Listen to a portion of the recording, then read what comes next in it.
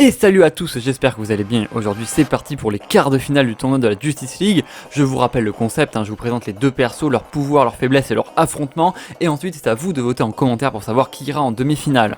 Et pour voter c'est extrêmement simple, il vous suffit d'écrire en commentaire le nom du perso que vous voulez voir passer. Vous pouvez expliquer pourquoi vous le choisissez ou non, c'est comme vous voulez.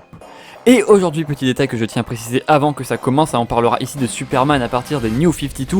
Et pareil du coup pour le Phantom Stranger, sinon il n'y a pas vraiment de débat.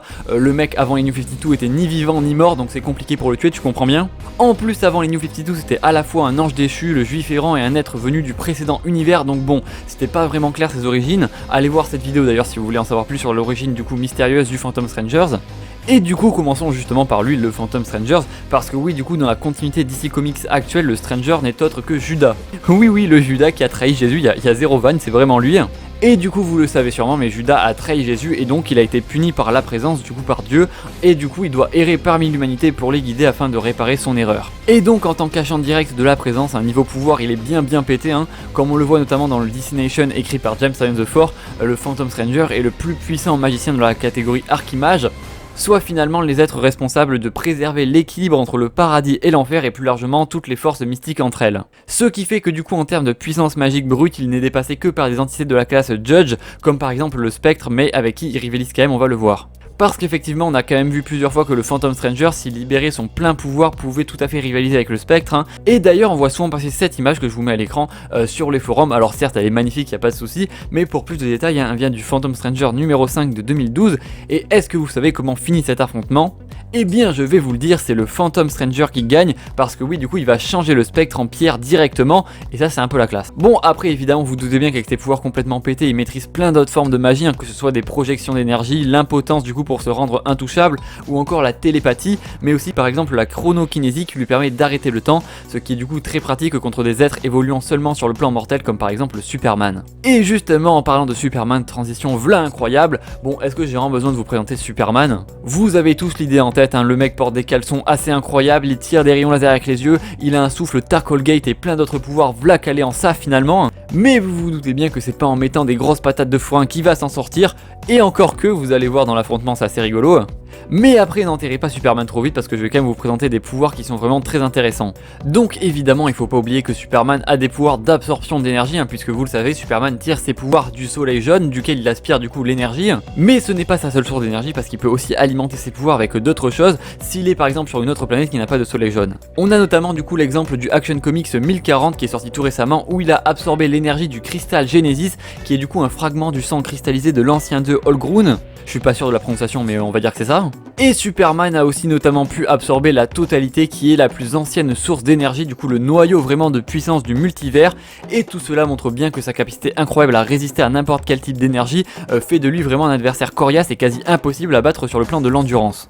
Bon ensuite il ne faut pas oublier que sa vitesse reste un atout vraiment très considérable, il se déplace extrêmement vite, je vous rappelle que selon la liste officielle de DC Comics, du coup seuls Nega Flash, Barry Allen et Wally West sont plus rapides que lui, et vous ne le savez peut-être pas parce que c'est tout récent, ça date que du Action Comics 1054, mais Superman après avoir été exposé au soleil blanc de Genesis du coup a reçu un gros boost qui lui permet de créer des constructions bioénergétiques, en gros le mec c'est devenu Green Lantern quoi.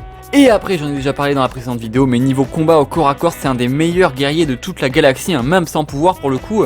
Et grâce à sa volonté de fer et aux arts martiaux kryptoniens il est quasi immunisé aux attaques psychiques et mentales. Mais ne vous inquiétez pas, on y revient juste après. Et passons directement aux faiblesses. Alors vous le savez, niveau faiblesse de Superman, un gros coup de kryptonite dans la tronche et c'est dodo. Après aussi c'est sûr que sans soleil jaune il est privé de ses pouvoirs s'il n'a pas d'autres sources d'énergie. Et enfin vous le savez que la magie ça reste une de ses vulnérabilités principales, même si maintenant il peut quand même compter sur Power Girl qui dans son équipe fait aussi de la magie. Mais bon là c'est du 1v1 et ça reste quand même une de ses vulnérabilités principales, que ce soit la magie de la 5ème dimension etc, ou de la magie plus terre à terre comme on a l'habitude de voir dans DC Comics. Enfin non, aussi terre à terre que peut l'être de la magie évidemment. Et passons directement aux faiblesses du Phantom Stranger qui lui, contrairement à ce que l'on peut penser, en général finalement n'est pas du tout immortel ou invincible, au contraire. Parce qu'en New 52, ce qui est important de le préciser, il n'a pas du tout d'omniscience ni de très grande sagesse due à des millénaires d'errance, il vient tout juste de commencer son chemin de croix et du coup il n'a pas du tout autant d'expérience que son ancienne version. En gros c'est encore un humain qui réfléchit, pense et agit comme un humain, du coup en tant que tel il fait du mieux qu'il peut avec ses immenses pouvoirs, mais il peut tout à fait être trahi par exemple ou encore manipulé.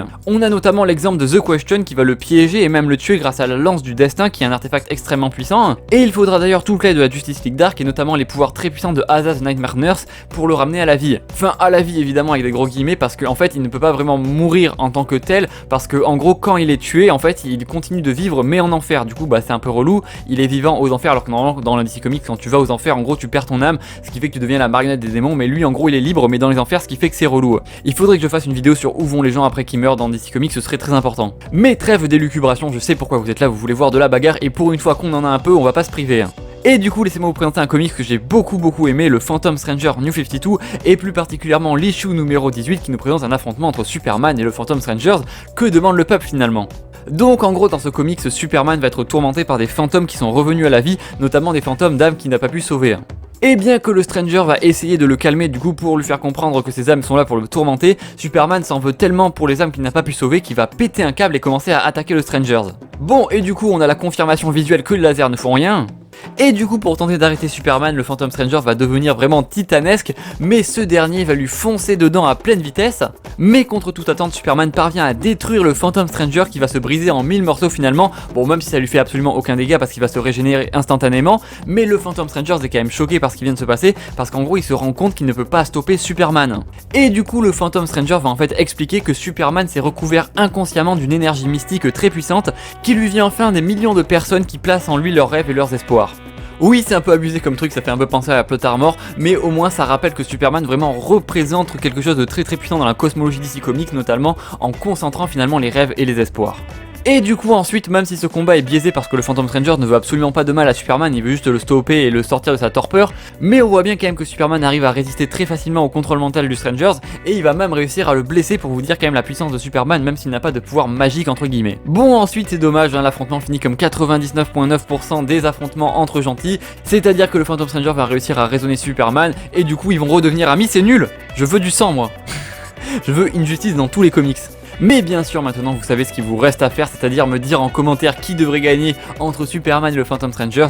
Je sais bien que c'est pas facile, je sais bien que ça n'a pas beaucoup de sens, mais c'est quand même très rigolo. Et donc voilà, c'est déjà la fin de cette vidéo, je suis très curieux de voir ce que vous allez me dire en commentaire. Et sur ce je vous dis à très vite pour de prochaines vidéos. Comme d'habitude évidemment n'oubliez pas de liker, de partager, c'est ce qui met en avant la chaîne et c'est ce qui aide à la se faire se développer finalement. Et surtout que c'est un concept participatif donc c'est plutôt cool si vous aidez la chaîne. Et du coup je vous dis à très vite pour de prochaines vidéos. Et sur ce n'oubliez pas de regarder de côté en traverser l'autoroute. Je veux pas aller à l'école. Ah bon? Quelle père la vertu vous faites?